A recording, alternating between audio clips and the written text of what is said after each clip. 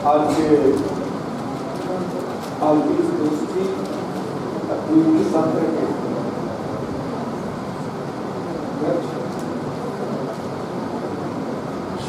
आचार्य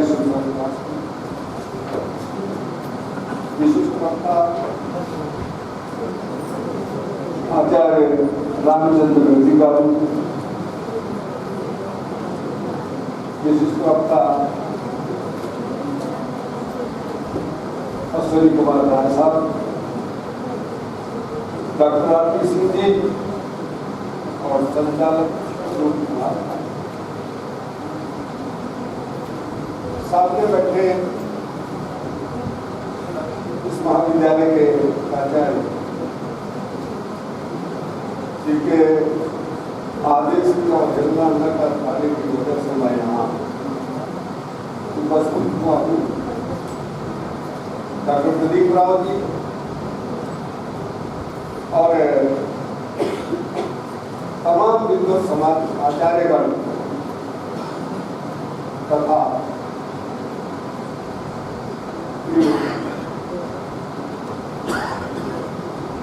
इस सभा कक्ष में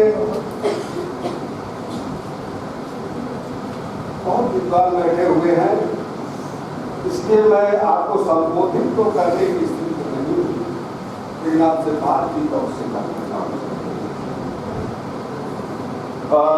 डॉक्टर भानु प्रताप सिंह जी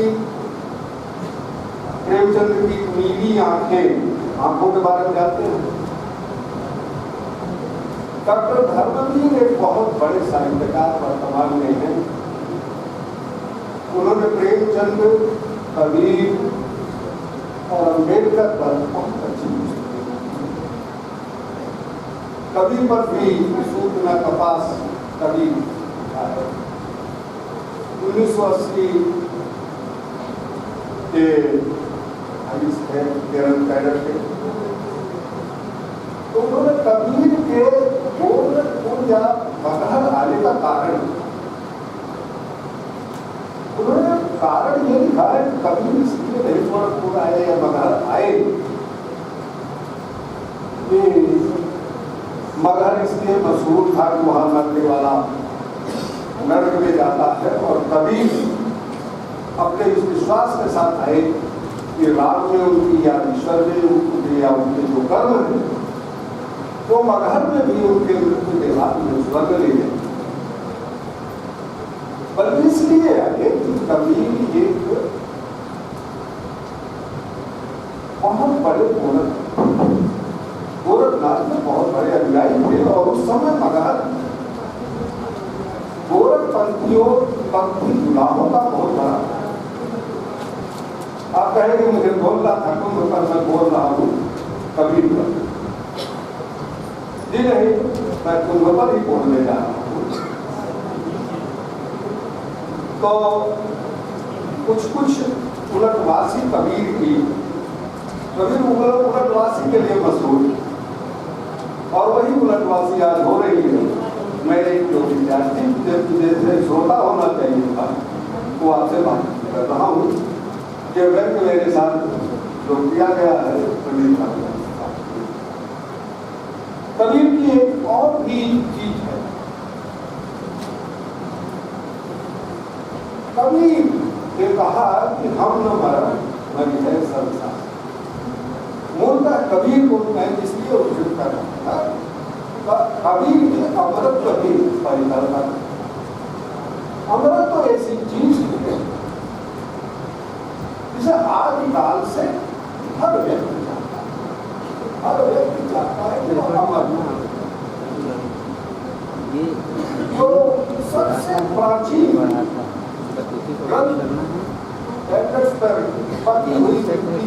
ईंटों पर मिलते हैं, सभ्यता की गिलगामेश के बारे में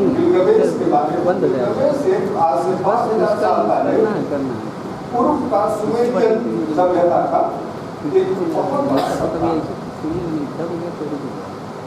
उसके बारे में और उसे खोज इसकी और कहा जाता है कि जिस तरह से हमारे यहाँ मनु है, उसी तरह से सुमेरन सभ्यता तारी दृष्टि से उसे अमृत मिल ही गया। वो अमृत लेकर गुरु के पास चला। गुरु को फिर भी जब चला तो रास्ते में सब से उसे विश्राम करना पड़ गया, और उस विश्राम के दौरान जो अमृत उसने रखा था एक सर्प ने,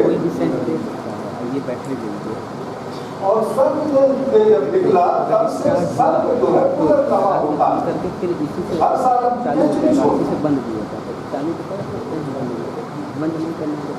हमारी अपनी सभ्यता में, चीनी सभ्यता में, चीन के सम्राट समुद्र में नावें भेजते हैं अमृत के लिए।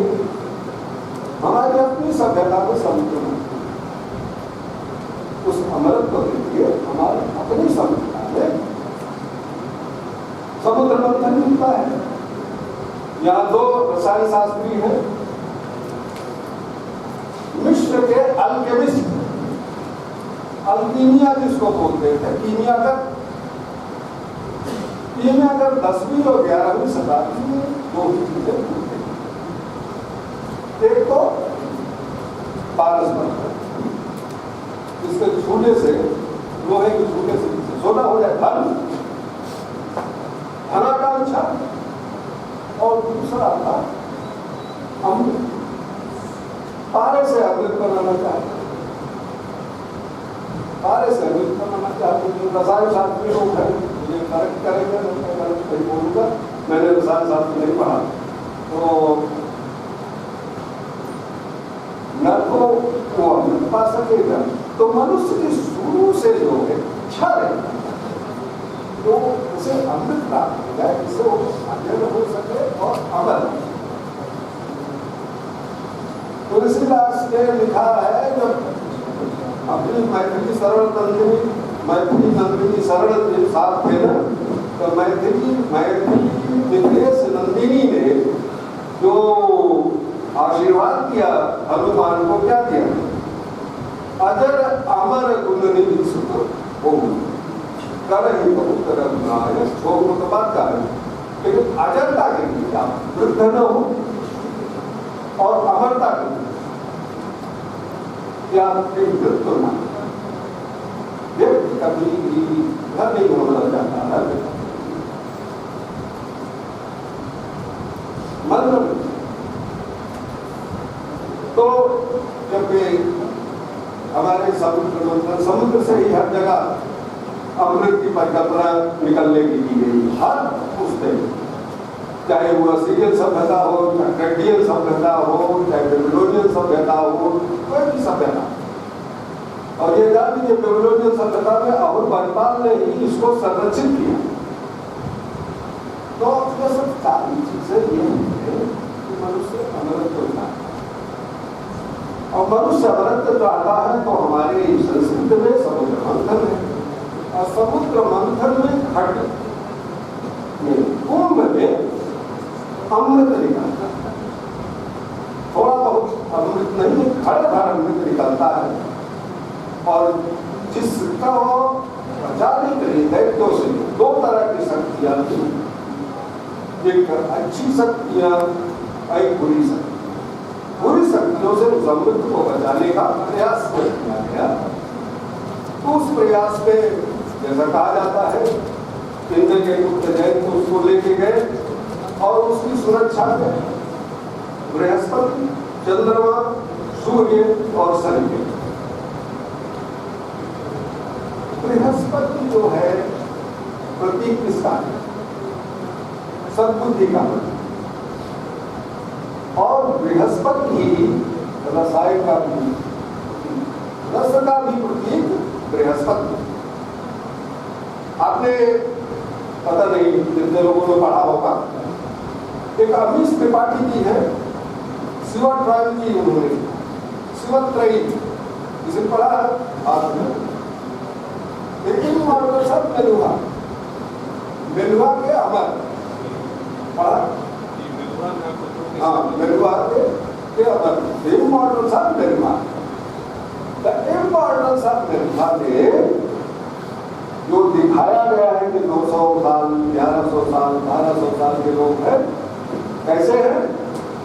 जो बृहस्पति थे अपने रस के द्वारा जो रस निर्मित करने की वजह से हुई है, वो रस जब लोग ग्रहण करते हैं तो युवावस्था ही 300 साल के बाद, कभी कभी ऐसे कर दिया, विवाह की उम्र 300 साल के बाद आती है। उम्र को रोक देता है और कर देता आगे बढ़ना। तो बृहस्पति रस का सद्बुद्धि का प्रतीक बृहस्पति है। शुक्राचार्य शुक्र जो है सूर्य कीटाणुनाशक, कीटाणुओं का नाश करता है, ऊर्जा प्रदान। चंद्रमा क्या करता है? चंद्रमा जल पर प्रभाव, जल को आकर्षित करता है। इसीलिए जो लोग भूगोल पढ़े होंगे, ज्योग्राफी को जो छात्र होंगे, उन्हें पता है ज्वार भाटा किस दिन सबसे तेज आता है? पूर्णिमा की। और हम तो स्नान करने कहाँ जा रहा है? जल में स्नान करने में, जलराशि में स्नान करने, और ऐसी जलराशि में स्नान करने कहा जा रहा है जहां संगम, और संगम इलाहाबाद का संगम है युक्त संगम। यहां नदियां मिलती, गंगा, यमुना और सरस्वती, एक मुक्त संगम है। मुक्त संगम बांसबेरिया में है, बंगाल। वहां यमुना और सरस्वती ये दोनों अलग हो जाती है। सरस्वती जाके इच्छामती नदी में मिल जाती है और यमुना पुनः साबरमती। 1298 तक वहां भी कुंभ लगता है। 1298 में वहां का कुंभ आक्रांताओं के असर के कारण बंद। 2023 से वहां फिर से कुंभ लगा।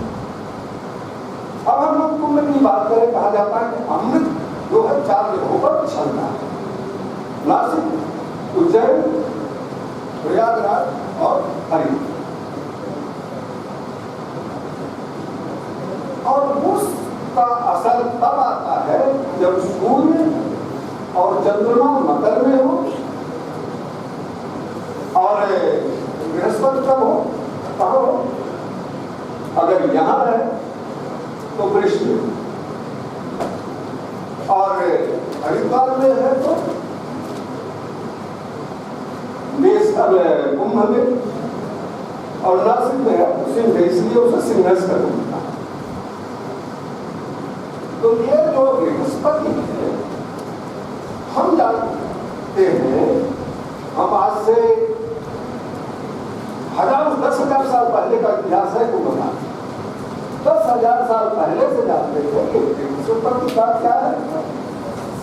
रिवॉल्विंग का और रोटेशन का जो सूर्य के चारों तरफ चक्कर लगाने का जो समय है वो है, जिसे कोपरनिकस 700 से 500 साल पहले पता कर पाया। और गैलीलियो ने तो जब पता किया तो चर्च ने कहा कि आपने धर्म विरुद्ध काम किया है और आपको मृत्यु कर देंगे। मृत्यु के बाद शुरू हो गया तो कहा गया कि आप माफी मांगे, तो घुटनों के फल बैठ के उन्होंने माफी मांगी 69 साल की उम्र में। और माफी मांगने के बाद उनको जेल में बंद कर दिया गया और जेल में यातनाओं से उनकी लीला समाप्त।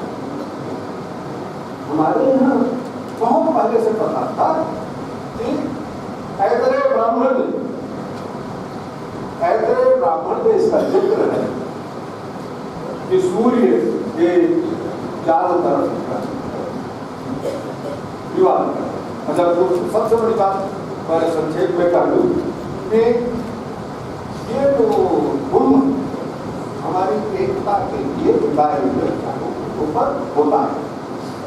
नासिक, उज्जैन, इलाहाबाद या प्रयागराज या हरिद्वार और दक्षिण भारत में कुंभकोणम एक जगह है।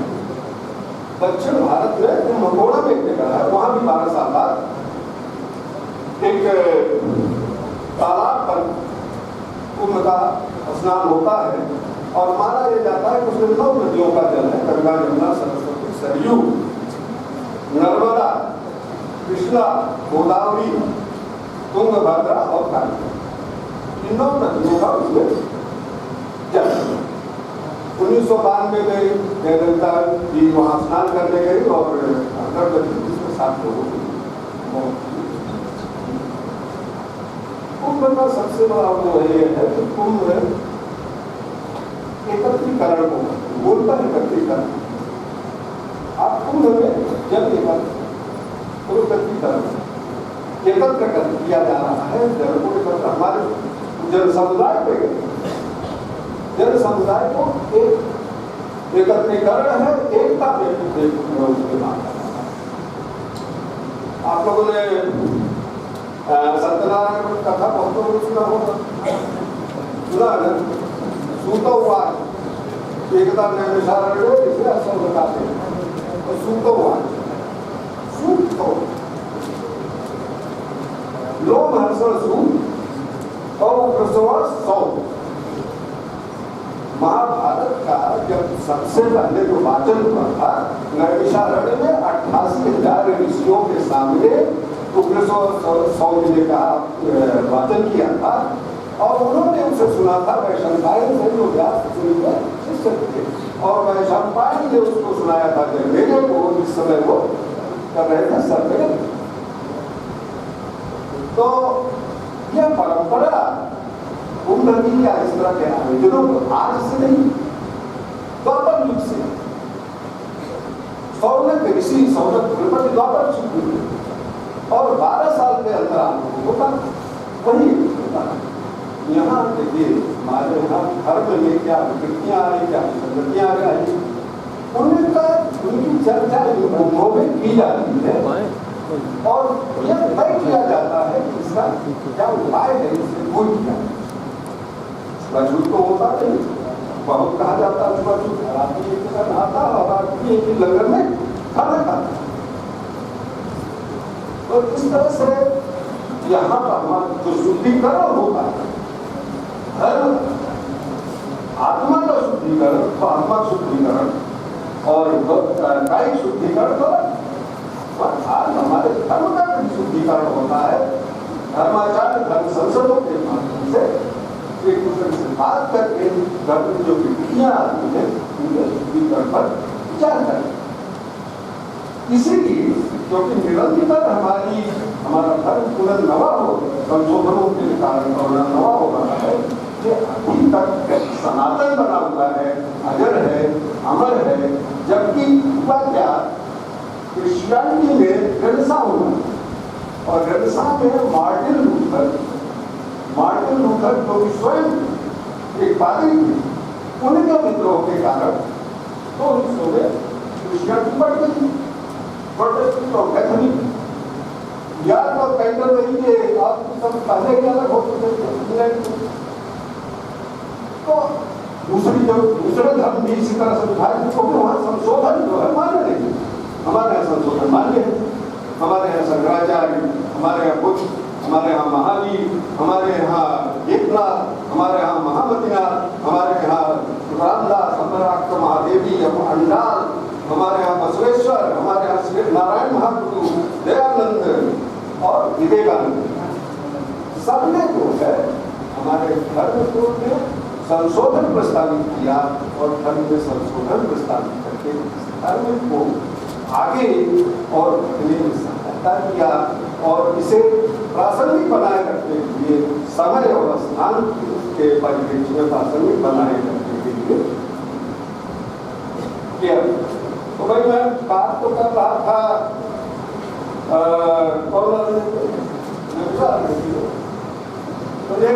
दूसरा अरण्य है, दूसरा अरण्य में भी उसी तरह का मुझे दिख रहा है कि 2 दिवसीय जो संतों का सम्मेलन हो रहा है, तो सूट और सौ की जिस तरह से अपना वाचन करेंगे और ये तय होगा, आगे की दिशा तय होगी।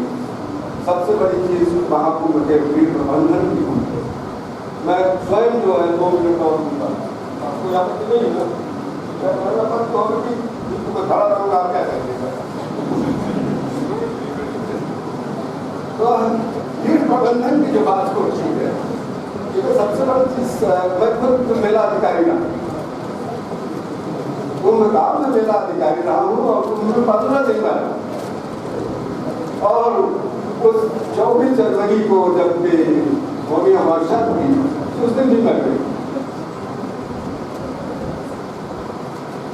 प्रबंधन बड़ी भीड़ को सब अलग अलग क्षेत्र से आए, अलग अलग भाषा,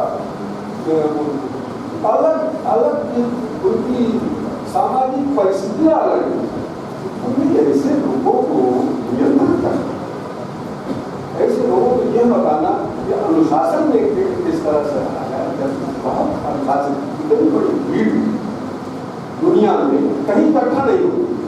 इस बार तो 29 जनवरी को एक दिन ऐसा हो गया था कि एक दिन जनसंख्या से ज्यादा 4000 हेक्टेयर का क्षेत्र है मेला का। उस 4000 हेक्टेयर के क्षेत्र में इतनी की जनसंख्या से ज्यादा लोग एक आदमी को खड़े होने के लिए 250 फीट थे। समझिए किसी तरह से लोग खड़े, इतनी बड़ी बहुत बड़ा काम है। और जिस भी सरकार ने किया,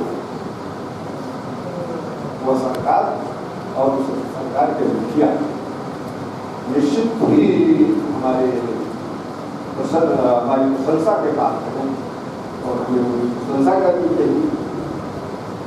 स्वयं गंगा नदी का पानी यमुना नदी में, जहाँ की ट्रेन तक ऊपर आ रही है दिल्ली में, यमुना और गंगा नदी के पानी को स्वच्छ रखना, ये अपने आप में बहुत बड़ी चुनौती है।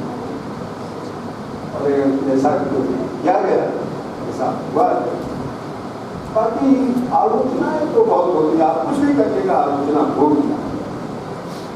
उस आलोचना और कुछ लोगों को काम तो बिल्कुल अच्छी लगी, विरोधियों का काम हर चीज के विरोध करने का, वो अच्छी, लेकिन ये वास्तव में बहुत बड़ा काम था और ये काम हो रहा है 26 तारीख तक। हमने तो कुंभ मेले में देखा भी था, बसंत पंचमी के बाद, माघी पूर्णिमा वगैरह के लिए कोई नहीं जाता था, बसंत पंचमी के बाद सारे डेरे मिल जाते थे। माघी पूर्णिमा खाली कल जाते थे, कोई भी आदमी नहीं, गाड़ियां घाट तक आराम से चली जाती। 2013 का भी कुंभ देखा था, 2001 में तो मेला सब वही था ही कैंप में। तो मैं अब अपनी इन्हीं शब्दों के साथ और आज मुझे यहाँ आमंत्रित करने के लिए और अपनी बात करने के लिए जो समय दिया है डॉक्टर प्रदीप राव जी ने, पांडे जी ने और सारे ऑर्गेनाइजर्स ने, उसके लिए धन्यवाद ज्ञापित